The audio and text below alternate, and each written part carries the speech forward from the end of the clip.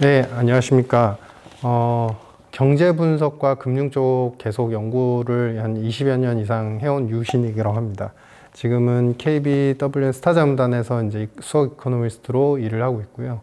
미국 대선은 사실은 어찌 보면 우리나라의 대통령 선거 못지않게 상당히 중요한 영향을 미칩니다. 경제뿐만 아니라 금융시장에도 마찬가지고요. 그래서 이런 부분을 우리가 사실은 사람으로서 예측하기 힘든 부분도 있고 누가 대통령이 될지 모르는 부분이 있습니다. 하지만은 시나리오별로 우리가 정책적인 부분을 좀 잘 살펴보고 이번에 같이 이제 내용을 공유하고자 이렇게 출연하게 됐습니다.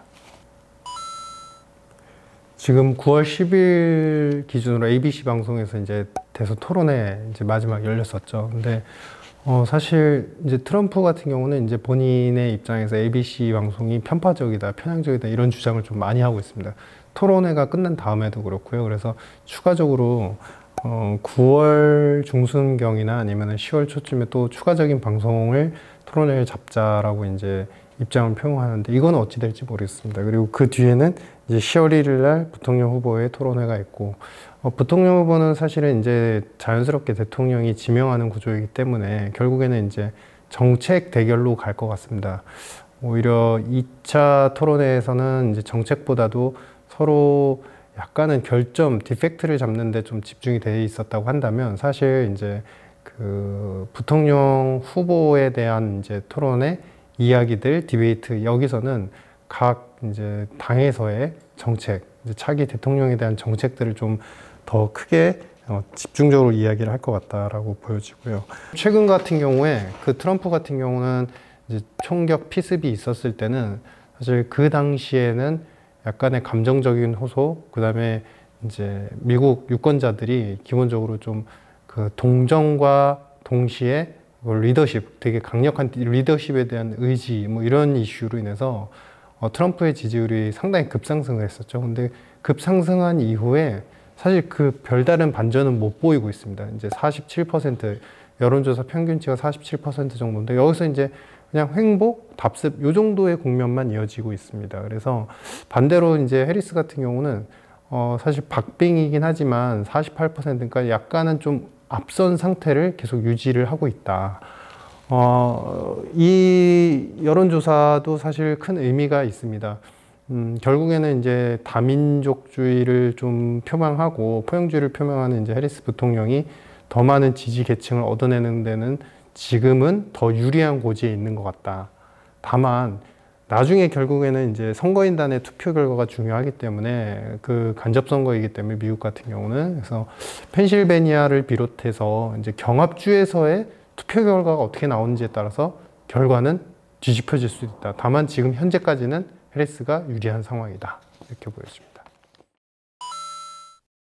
2차 토론회는 여러분들 이제 언론에서 많이 보셨지만 이제 키워드로 보시면 트럼프가 평정심을 잃었다. 평정심을 잃어 보입니다. 사실 이제 약간은 이제 정책의 대결로 갔었어야 하는데 트럼프 같은 경우는 우리가 소위 얘기하는 노이즈 마케팅 혹은 노이즈 선전 이런 부분들이 더 강화가 됐어요. 예를 들어서 이제 이민자들이 뭐 우리가 소위 알고 있는 반려동물을 갖다가 식용으로 먹고 있다든지 이런 부류의 어떤 이제 네거티브 하면서도 사실상 정책의 핵심을 찌르지 못하는 이제 코멘트들이 좀 이어졌었고 반면에 이제 해리스 부통령 같은 경우는 기본적으로 자기가 바이든과 다르다라는 차별점을 좀 더 강조를 했습니다. 그러면서 동시에 이제 본인이 주장해왔던 어떤 분배주의적 성격, 그러니까 유아가 있는 가정들에게는 이제 세액공제를 해준다든지 아니면 기타 다른 요소를 봤을 때도 중저소득 계층에 대한 지원 정책을 충분하게 이제 시행하겠다라는 의지들. 그래서 결은 오히려 바이든보다도 오바마와 좀 결이 비슷했었고요.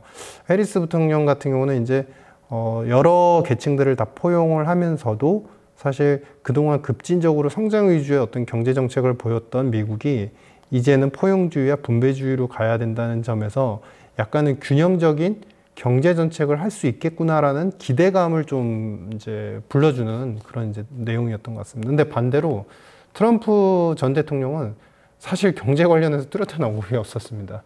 제가 굉장히 아쉬웠던 거는 본인이 일선 때 잘했던 거는 확실히 있어요. 그러니까 미국인의 입장에서 본다면 이제 중국에 대한 컨트롤, 무역 관세로 인해서 미국이 받고 있는, 미국의 입장에서만 본다면 미국이 받고 있는 어떤 불이익에 대해서 어느 정도 컨트롤 해 나갈 수 있다라는 경제력 리더십이 충분히 부각이 됐었고, 그것을 강조할 수 있었는데 그런 언급은 없고, 오히려 해리스를 약간 뭐라고 그러죠? 우리가 곁다리로, 그러니까 서브로 이렇게 공격을 하려고, 감정적인 부분을 갖다 공격을 하려고 그랬는데 오히려 역공을 당하면서 좀 중심을 잃어가는 자세. 그래서 2차 토론에서는 사실 네거티브적인 그런 어떤 선언과 코멘트 외에는 트럼프 같은 경우는 뚜렷한 어떤 스탠스나 표명이 된 것이 없었다. 그래서 오히려 해리스 부통령이 본인의 색깔을 더 두드러지게 만드는, 상대적으로 우위의 상황에 이제 취할 수 있었던 그런 시간이었던 것 같다, 이렇게 보여집니다. 네, 공통점은 아마 둘 다 무역관세를 매길 겁니다. 무역관세를 매기고, 트럼프는 일선에 했던 것처럼 사실 중국을 중심으로 해서 중국의 관세를 매기다 보니, 그를 기준으로 본다면 다른 제조업 국가, 특히 미국의 많은 무역 수지를 창출을 하고 있는 국가들, 우리나라 포함이 될 겁니다. 유럽도 마찬가지일 거고요. 국가적으로 그거는 사실 북미의 캐나다도 마찬가지고 멕시코도 마찬가지입니다. 모두 다 관세를 매기면서 사실 미국이 어찌 보면은 이제 감세를 취할 텐데, 트럼프가 요구하는 이제 감세, 법인세율 인하, 이거를 사실 이 부분의 재정 부족분을 관세로 충분히 메꾸려고 이제 노력을 할 겁니다. 근데 이제 해리스는 어떻게 될까 생각해 보시면, 해리스도 그동안에 이제 여러 가지 정책 포럼에서 일자리에 대한 강조를 했어요. 그러니까 해리스는 첫 번째는 미국과 신흥국가 혹은 작은 수출국가들과의 무역협정은 미국인들의 일자리를 잃게 하는 위험 요소다라고 평가를 합니다. 즉, 이제 둘 다 어찌 보면은 이제 무역관세가 충분히 부과되어야 된다는 입장은 비슷한데 출발점이 다르다는 거죠. 트럼프 같은 경우는 중국이 우리의 이득을 뺏었으니까 중국한테 관세를 매긴다라는 입장에서 출발해서 다른 제조업 국가로 이제 퍼지는 거고요. 반대로 보시면은 이제 해리스 부통령 같은 경우는 어떤 국가를 직접적으로 무역관세를 매겨서 뺏긴 이득을 가져야 됩니다, 이렇게 취하진 않아요, 포지션을. 오히려 본인의 국가가, 미국이 일단은 우위에 있기 때문에 여러 가지 측면에서 기타 다른 이제 제조업이나 수출국가랑 협정을 맺거나 하게 되면은 사실은 당연히 인건비가 싸고 경쟁력, 상대적인 우리가 소위 얘기하는 채산성이 좋은 그런 국가들한테 일자리가, 미국인의 중저소득 계층의 일자리가 이렇게 흘러나간다, 빠져나간다, 이렇게 표현을 하는 거죠. 그러니까 그 얘기는 즉슨 뭐냐면, 자신의 국민들을 지키기 위한 무역협정을 신중히 하거나 혹은 관세를 매기거나 이런 것을 고려하고 있는 것으로 이제 보이고 있고요. 이제 다른 점은 지금 트럼프 같은 경우는 기본적으로 이제 정책적으로 봤을 때 규제를 풀자는 입장입니다.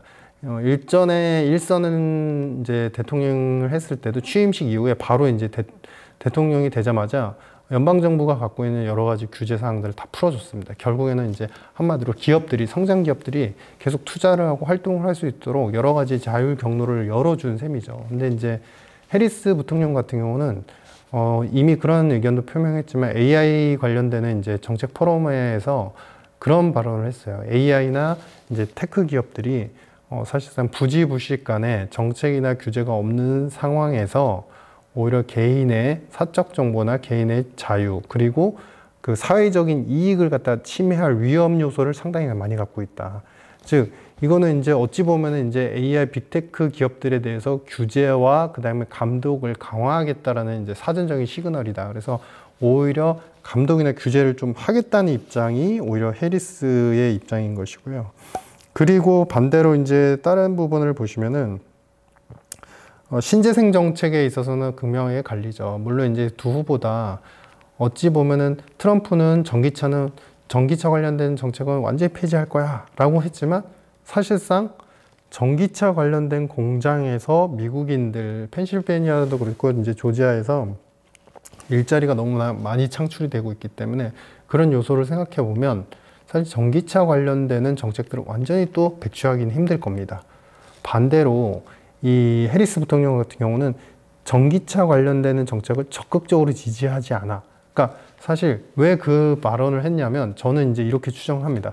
해리스 부통령의 전체적인 신재생의 정책은 정말로 에너지를 전통 에너지에서 신재생 에너지로의 전환하는 패러다임에 집중이 돼 있어요. 그 중에 서브로 하나로 전기차도 포함이 되는 것 뿐이거든요. 그래서 전기차를 무조건적으로 밀지 않겠다라는 의견은 본인은 신재생 정책을 취하지만 바이든과는 다르다. 바이든 이제 대통령과는 다른 스탠스를 갖고 있다라는 이제 표출을 하기 위한 어떤 통로 코멘트라고 이제 생각을 하고 있습니다. 그래서 해리스 부통령 같은 경우는 이제 신재생 정책으로의 완벽한 전환을 10년 이내에 이루겠다라고 표명까지 했었죠.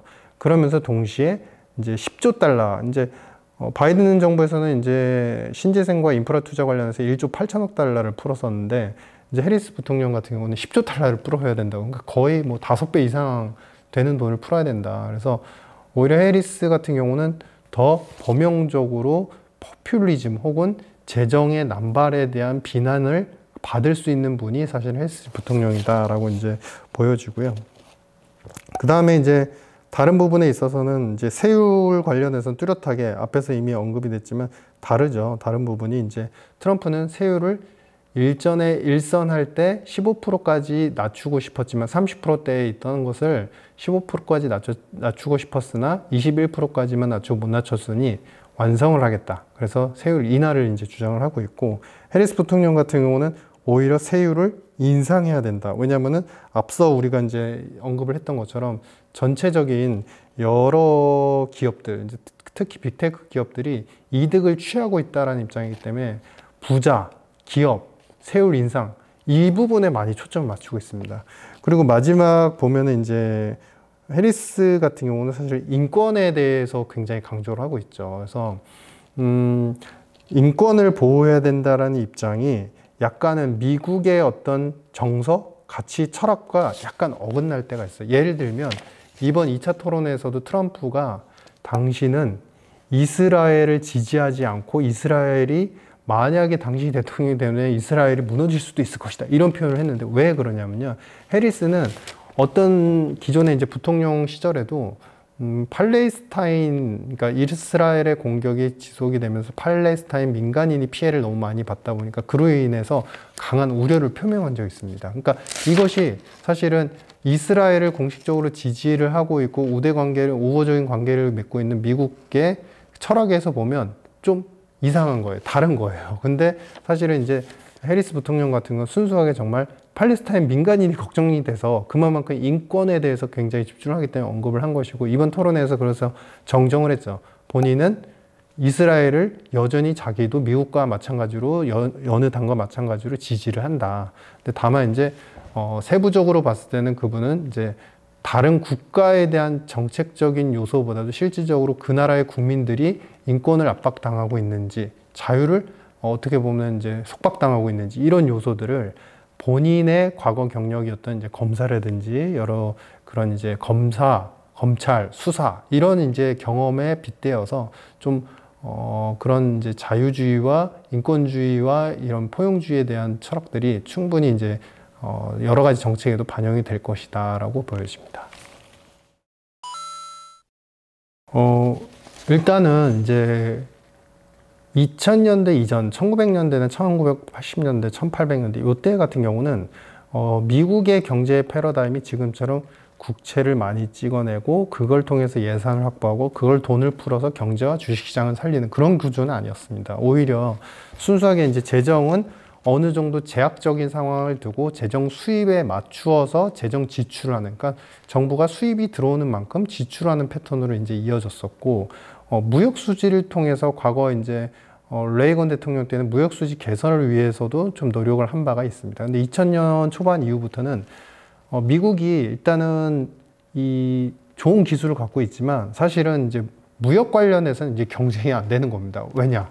중국이라든지 기타 아시아 국가들이 만드는 제품에 대해서 어떤 필수적인 거, 예를 들면은 미국이 이 기술만큼은 어떤 나라보다 우위에서, 바로 이제 첫 번째는 이제 반도체 분야가 될 수 있고, 두 번째는 이제 비행기와 관련되는 거, 전투기와 관련된 부분이죠. 이런 부분에서는 분명히 미국의 어떤 수출의 강점이 있어요. 근데 중요한 거는 다른 일반적인 제조업 상품이라든지 기술이 그렇게 난이도가 높지 않은 반도체 부품 같은 경우는 채산성, 가격의 메리트는 오히려 다른 국가들한테 더 메리트가 있습니다. 그러다 보니까 무역 수지로 살 수 있는 그런 국가 시스템이 이제 아닌 상황이고, 국채를 발행해서 그 돈을 가지고 재정을 풀고, 재정을 풀어서 가계가 충분하게 소득을 가질 수 있게끔, 그리고 기업이 자라날 수 있게끔 그렇게 지원을 하는 정책이죠. 그러다 보니 2000년 이후부터는 사실은 이제 클린턴 대통령도 마찬가지고, 오바마도 마찬가지였고, 바이든,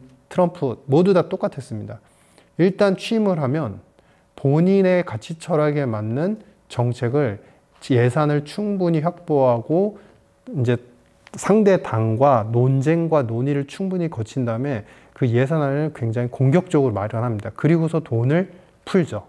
그러다 보니 항상 대선 2000년 이제 중반, 특히 중반 이후부터는 대선이 끝나면 일단 첫 번째는 불확실성이 해소가 되고, 정책 방향이 이제 돈을 푼다.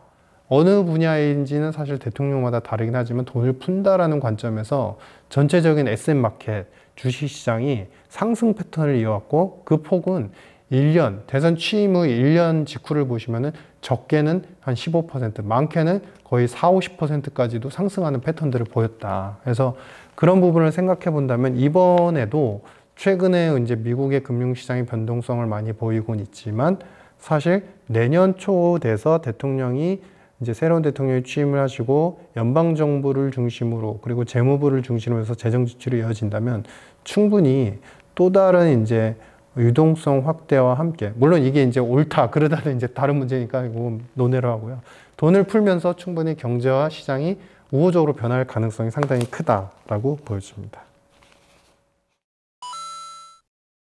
우선 대선 전에는 이제 어찌 보면은 페드, 우리 미국 연준이 어떠한 정책으로 경기를, 혹은 최근에 둔화가 되고 있거나 좀 구조적으로 약간 불안정해 보이는 노동시장을 어떻게 살릴 수 있을지, 그리고 어떤 정책을 쓸지에 대한 가이던스들, 앞으로 어떻게 하겠습니다, 아니면 혹은 의지들, 이런 것들이 경제뿐만 아니라 시장의 심리에 굉장히 중요한 영향을 미칠 겁니다.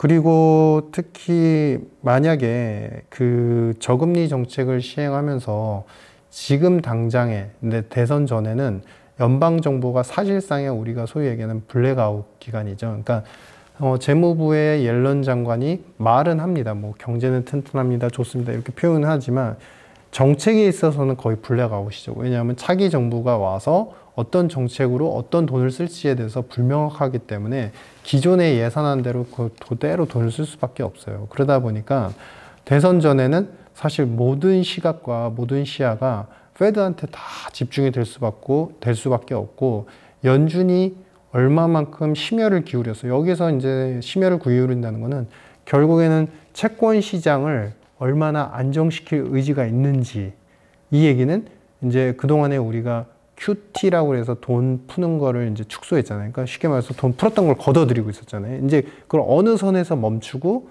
그 기준이 왜 그렇게 되는지를 정확하게 구체적으로 설명하는지, 그다음에 두 번째는 금리를 내리는 건 이제는 기정사실화 됐으니까, 근데 그것을 얼마의 기간 동안에 얼마나 안정적으로 내릴 것이냐, 이 두 가지가 대선 전에는 시장의 심리나 경제, 금융시장의 굉장히 중요한 요소가 될 겁니다. 그런데 이제 반대로 우리가 이제 대선 후를 생각해 보시면요. 대선 후에는 결국에는 지금 나스닥, 그리고 미국의 금융시장의 변동성은 대부분의 엔비디아를 비롯한 성장 기업들, 테크 기업들의 변동성 때문에 나타나고 있는 현상이죠. 그러다 보니까 다음 정부가 어떤 친성장 정책을 취하는지, 재정을 어떻게 푸는지가 굉장히 중요한 포인트가 될 겁니다. 그런데 우리가 앞에서 우리 이제 두 후보의 어떤 그 정책을 이미 이제 한번 살펴본 것처럼, 아마 해리스 부통령이 대통령이 되신다면 오히려 재정 정책, 그다음에 규제 차원에서 내년 초반에는 사실상 테크 기업들과 미국의 IT 빅테크 기업들이 사실상 조금은 고전을 면치 못할 것 같습니다. 왜냐하면 기본적으로 규제를 한다는 입장이기 때문에요. 근데 사실 AI나 미국의 빅테크는 미국의 성장뿐만 아니라 그 산업 자체가 표명하는 것은 다른 국가 대비해서 따라오지 못하게 하는 리더십의 어떤 구조를 표명하는 산업이기도 하죠. 그렇기 때문에 이러한 어떤 이제 괴롭힘, 친성장, 그러니까 어떻게 보면 성장 기업에 대한 압박, 규제, 감독 이런 것들이 오래 가지는 않을 것 같습니다. 그래서 대략 이제 내년 초부터 시작해서 내년도 3분기 정도까지 이어지다가 다시 이제 좋아질 그림이 이제 예상이 된다는 것이고, 대표적으로 만약에 트럼프가 당선이 되신다면 사실 트럼프는 바로 세율 인하 얘기를 할 겁니다. 그렇기 때문에 트럼프가 오게 되면 오히려 주가적인 측면에, 금융시장 측면에서는 다른 나라는 모르겠어요. 좀 약간 무역관세 이슈 때문에 괴롭힘을 좀 많이 당할 수 있을 것 같은데, 미국은 적어도 세율 인하가 21%에서 15%로 내려간다면 6%잖아요. 그러면 이게 규모가 기존 예측치 대비해서 또 업그레이드가 또 굉장히 크게 되거든요. 그래서 그런 부분을 생각해 보시면